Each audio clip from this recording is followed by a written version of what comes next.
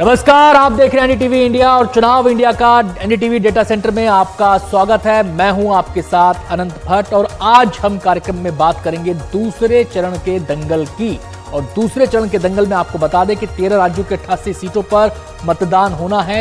राज्यवार data आप देख सकते हैं अपने टीवी स्क्रीन पर। सबसे ज्यादा जो सीटें इस चरण में वो केरल में है, जहां 20 सीटों पर चुनाव संपन्न हो जाएगा और राजस्थान की बची हुई 13 सीटों पर भी चुनाव संपन्न हो जाएगा। ये तो आपने जान लिया कि किस राज्य में कितनी सीटें हैं। आपको बता दें कि 1/3 सीटों पर मतदान संपन्न हो जाएगा दूसरे चरण के साथ ही। 543 कुल सीटें और दूसरे चरण के साथ मतदान हो जाएगा 189 सीटों पर। तो ये 13 राज्य 88 सीटों का पूरा जोड़ आपने देख लिया, कहां कहां वोट पड़ने हैं।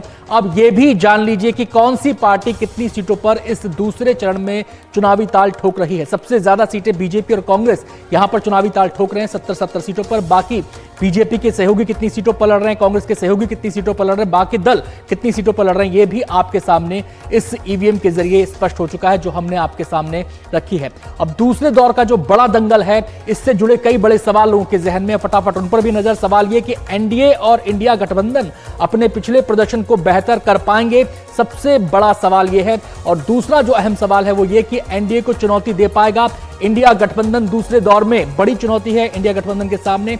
और तीसरा अहम सवाल यह कि मिशन 370 के लिए बीजेपी को दूसरे दौर से कितनी उम्मीद करनी चाहिए।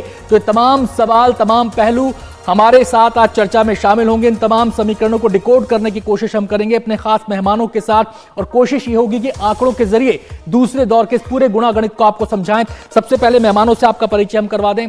हमारे साथ इस समय अमिताभ तिवारी जी मौजूद हैं, राजनीतिक विश्लेषक। मनीषा प्रेम जी हमारे साथ मौजूद हैं। आप दोनों का बहुत बहुत स्वागत है। सबसे पहले मैं अमिताभ जी का रुख करना चाहूंगा।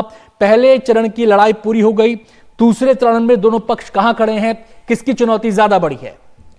देखिए, जो पहला फेज था उसमें इंडिया ब्लॉक को एनडीए से थोड़ी लीड थी। अब यहां से है जो स्ट्रांग होल्ड शुरू होता है इंडिया ब्लॉक का। अगर आप सीटों के मामले में देखें तो अगर केरल की 20 सीटें हटा देते हैं तो लगभग सारी सीटों पर एनडीए जीती थी, लगभग 63 आउट ऑफ 67। यानी यहां पे जो इंडिया ब्लॉक है उसको अगर अपनी दावेदारी मजबूत करनी है तो एनडीए के सीट टैली में सेंध मारनी पड़ेगी, चाहे वो आसाम हो, बिहार हो, यूपी हो, राजस्थान हो, मध्य प्रदेश हो। इन सारे राज्यों में एनडीए ने पिछली बार स्वीप किया था। वहीं अगर एनडीए को 370 का मिशन अपना पूरा करना है तो केरल ही एक राज्य है जहां पर एनडीए को अपनी सीट टैली बढ़ाने की उम्मीद हो सकती है। लेकिन वहां पर एक ट्रायंगुलर कॉन्टेस्ट हमको देखने को मिल रहा है, जैसा हमने कल डिस्कस किया था। बीजेपी के लिए वहां राह इतनी आसान नहीं है, तो देखना पड़ेगा कि कैसे पैन आउट करता है ये फेस। मैं सीधे मनीषा जी का यहां पर रुख करना चाहूंगा। मनीषा जी, 2019 के दूसरे चरण को अगर हम देखें तो वहां पर जो एनडीए और इंडिया के बीच जो फासला है वो 39 सीटों का है। बीजेपी और कांग्रेस के बीच जो फासला है वो 34 सीटों का है। ऐसे में आपसे हम जानना चाहते हैं, क्या कोई ऐसी लहर, कोई ऐसा अंडर करंट आप देख पा रही है कि कांग्रेस और इंडिया गठबंधन बाजी को पलट दें, तस्वीर को पलट दें? और वो कौन से फैक्टर हैं, वो कौन से इश्यूज हो सकते हैं जो बीजेपी के लिए सेकंड चरण में काम कर सकते हैं? देखिए, बहुत सारे सवाल आपने पूछ दिए। सबसे पहली बात यह है कि इस चरण का मुख्य लक्ष्य जो है, जैसा कि अमिताभ जी ने बताया, कि एनडीए को अपना गढ़ बरकरार रखना है। और केरल में लगभग ना के जैसी स्थिति है कि एनडीए कुछ कर भी पाएगा। तो मोटा मोटी एनडीए को अपना लहर बरकरार रखना है। और इंडिया गठबंधन का जहां तक सवाल है उसको कुछ कर दिखाना है, लेकिन केरल के बाहर। तो कांटे की टक्कर है इस दौर में, डू और डाई की लड़ाई है इंडिया गठबंधन के लिए। बाय एंड लार्ज एक डिफेंसिव पिच पे एनडीए को खेलना है, को कुछ कर दिखाना है। जहां तक अंडर करंट का सवाल है, बाय एंड लार्ज इंडिया गठबंधन जो है वो रीजनल सत्रप्स के सहारे पे है। कांग्रेस के परफॉर्मेंस में ऐसा कुछ अभी तक नहीं दिखता है जो बहुत कुछ वो कर सके। केवल राजस्थान में कांग्रेस जो है वो अपनी बैटिंग खुद कर रहा है। तो कांग्रेस का कोई लहर, अंडर करंट अगर है तो क्या वो राजस्थान में है? क्या एक राष्ट्रीय दल केवल एक सीमित राज्य में अपना लहर बना सकता है? क्षेत्रीय दल ऐसा करें तो हम मानते हैं कि ऐसा वो कर सकते हैं, क्योंकि वो एक क्षेत्रीय अस्मिता पर या क्षेत्रीय मुद्दों पर बात उठाते हैं। लेकिन राष्ट्रीय दल क्या क्षेत्रीय लहर बनाएगा, ये बात कांग्रेस के सामने आती है, लेकिन बाकी सारा का सारा दारोमदार जो है वो स्टेट लेवल फोर्सेस पे है और स्टेट लेवल प्लेयर्स जो हैं उनके ऊपर सारा का सारा दारोमदार है। मैं अमिताभ जी का रुख करना चाहूंगा। अमिताभ जी, हम लगातार डेटा दिखा रहे हैं, जो विनिंग मार्जिन है, जीत का प्रतिशत है, वो भी वहां पर भी बीजेपी भारी पड़ती है कांग्रेस पर, एनडीए भारी पड़ता है इंडिया गठबंधन पर। अब दोनों एक दूसरे को रिप्लेस करना चाहते हैं, इस पैमाने पर किसको कहां खड़ा पाते हैं आप? देखिए, जीत का जो दायरा था, जो अंतर था, पिछली बार 20% से ऊपर था जहां बीजेपी या एनडीए जीती है। इसका मतलब है कि ये बहुत बड़ी लीड है जी। इसके लिए आपको 20% की स्विंग चाहिए, यानी 10% बीजेपी का वोट शेयर कम हो जाए और ये 10% निकल करके अगर कांग्रेस या इंडिया ब्लॉक में ऐड हो जाए, तब जाकर के कहीं कांटे की टक्कर होगी। वहीं इंडिया ब्लॉक का जो मार्जिन है वो 10% ही था। इसका मतलब स्विंग सिर्फ यहां पे 5% का चाहिए। अगर 5% घट जाता है इंडिया ब्लॉक का और 5% वो एनडीए अगर कैप्चर करने में कामयाब होता है, तो वहां कांटे की टक्कर हो जाती है। तो किला जो है वो ज्यादा मजबूत दिख रहा है एनडीए ब्लॉक का, क्योंकि मार्जिन बहुत बड़ा है यहां पर। और पिछली बार इसमें हिंदी भाषी क्षेत्रों में भी, राजस्थान जी, यूपी, एमपी, बिहार, इन सब राज्यों में भी चुनाव हो रहा है, जहां पर सीधी की सीधी कांग्रेस के साथ टक्कर है अगर यूपी को छोड़ दें तो। और वहां पर ऑफ कोर्स इंडिया ब्लॉक में कमजोर कड़ी जो है वो कांग्रेस कहीं ना कहीं है। चलिए अमिताभ जी, आपके पास आते हैं। मनीषा जी का मैं यहां पे रुख करना चाहूंगा। मनीषा जी, पहले चरण का जब मतदान हुआ, सबने उससे पहले और उस दौरान यही बात कही कि चुनाव ठंडा है, चुनाव ठंडा है।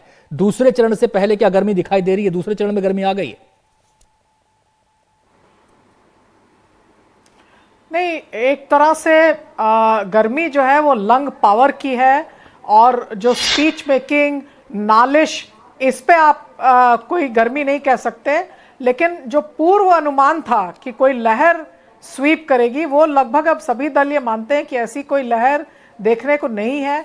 ऐसे में हर पॉलिटिकल पार्टी अपने वायदों को लेके, अपने काम को लेके, अपने परफॉर्मेंस को लेके, अपनी छवि को लेके, लेकिन उससे भी ज्यादा उनका नेतृत्व कैसा है उसको लेके वो जमीन पर वोटर्स के पास जाएंगे, और ऐसा करना राजनीतिक दलों का अपना अधिकार है।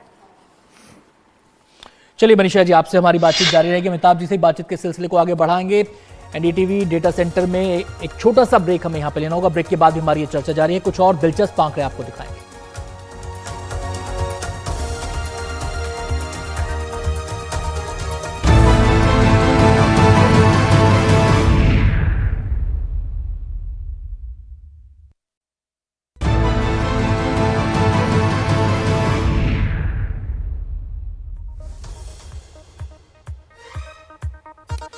ब्रेक के बाद एक बार फिर से आपका स्वागत है एनडीटीवी इलेक्शन डेटा सेंटर में। आज हम बात कर रहे हैं दूसरे चरण की। फटाफट स्ट्राइक रेट्स पर नजर डाल लेते हैं। 2019 में किस पक्ष ने कैसा परफॉर्मेंस किया वो अब आपके सामने है। 2019 का स्ट्राइक रेट दूसरा चरण बीजेपी का रहा 72%, कांग्रेस का रहा 24%। पूरे चुनाव की अगर बात करें तो बीजेपी का रहा 69%, कांग्रेस का रहा 12%, यानी कि पूरे चुनाव के मुकाबले दूसरे चरण में बीजेपी का बेहतर स्ट्राइक रेट था। बीजेपी 370 मिशन के साथ आगे बढ़ रही है, 370 सीट मिशन के साथ। उसके लिए कितना स्ट्राइक रेट होना चाहिए, ये अहम सवाल है, ये भी आप जानना चाहेंगे, तो उससे जुड़ा डेटा भी हम आपके सामने लेकर आए हैं। तो बीजेपी का जो स्ट्राइक रेट था दूसरे चरण में वो था 72%, और 2024 में जो उसका लक्ष्य है वो है 83% का। इस स्ट्राइक रेट के साथ वो अपने मिशन 370 को और मजबूत कर सकती है। सीधे हम मनीषा जी का रुख करेंगे, लेकिन उससे पहले अगर हम सीट की बात करें तो 2019 में 52 सीट जीती थी, और 2024 में जो लक्ष्य है बीजेपी का वो 58 सीट जीतने का होगा बेहतर स्ट्राइक रेट के साथ। मनीषा जी का फटाफट रुख कर लेते हैं। मनीषा जी, स्ट्राइक रेट सुधारना होगा बीजेपी को, अपना 370 के मिशन को अगर हासिल करना है, वो कौन से फैक्टर्स होंगे जो बीजेपी को इस दिशा में ले जाएंगे? देखिए, स्ट्राइक रेट सुधारने के लिए बीजेपी को बेसिकली उन राज्यों में अपने आप को ध्यान देना पड़ेगा जहां उसने मैक्सिमम परफॉर्मेंस नहीं किया था। तो ये स्कोप इस राउंड में बीजेपी को मिलता है उत्तर प्रदेश में, जहां वो अपना स्ट्राइक रेट बेहतर कर सकती है। इसके अलावा अगर आप देखिए तो राजस्थान में भी मैक्सिमम परफॉर्मेंस था, यहाँ उसको किला होल्ड ही करना है, बढ़ा नहीं सकती है। बढ़ाने की गुंजाइश लगभग बहुत मुश्किल सी है। सबसे आसान लक्ष्य जो है बीजेपी के लिए वो है कि जो किला है वो बरकरार रखें, उसको स्लाइड ना होने दो। तो कहीं ना कहीं बीजेपी के खिलाफ जो मोमेंटम है, इसीलिए आप देख रहे होंगे कि बीजेपी ने उल्टे आक्रामक रुख करके कांग्रेस की तरफ ध्यान जो है उसको डिस्ट्रैक्ट करा दिया है, ताकि बीजेपी के खिलाफ बातचीत जो है वो नहीं हो और वो अपने किले को बचा सके, और वो सबसे बड़ा लक्ष्य है इस स्टेज में बीजेपी के लिए। आता हूं मनीषा जी आपके पास, अमिताभ जी का रुख करना चाहूंगा। अमिताभ जी, मनीषा जी ने जो इशारा किया जिन मुद्दों की तरफ, मंगलसूत्र का हो, विरासत टैक्स का मुद्दा हो, क्या आपको लगता है कि ये मुद्दे प्रभाव छोड़ते हैं? देखिए, मुद्दे जरूर प्रभाव छोड़ते हैं। अगर प्रधानमंत्री ने उठाए हैं मुद्दे तो कहीं ना कहीं उनको भी ऐसा आभास होगा कि कहीं ना कहीं शायद जो बीजेपी के खिलाफ थोड़ी बहुत एंटी इनकम्बेंसी है उसका फायदा कहीं विपक्ष को ना मिल जाए, क्योंकि इस बार ऑलरेडी जैसा आप दिखा रहे हैं स्ट्राइक रेट बीजेपी का पूरे चुनाव से बेटर है, तो ज्यादा गुंजाइश नहीं है। अगर आप दिखा रहे हैं कि 52 से 58 सीटों की जरूरत है मिशन 370 के लिए, तो ये 6 सीटें लार्जली जो है वो केरल से आनी पड़ेंगी, यानी 4 या 5 सीटें अगर केरल से आ जाती हैं और बीजेपी वहां पर अच्छी खासी सेंध मार पाती है, तभी ये जाकर के जो स्ट्राइक रेट है उसका 83 का अचीव हो सकता है। अदरवाइज जैसा मनीषा जी ने कहा, ये जो फेज है वो लार्जली मेंटेन फेज है, यानी होल्ड करने वाली फेज है कि अपना जो परफॉर्मेंस था उसको 100% होल्ड किया जाए, किसी भी कीमत पर कांग्रेस पार्टी इसमें सेंध ना मार पाए।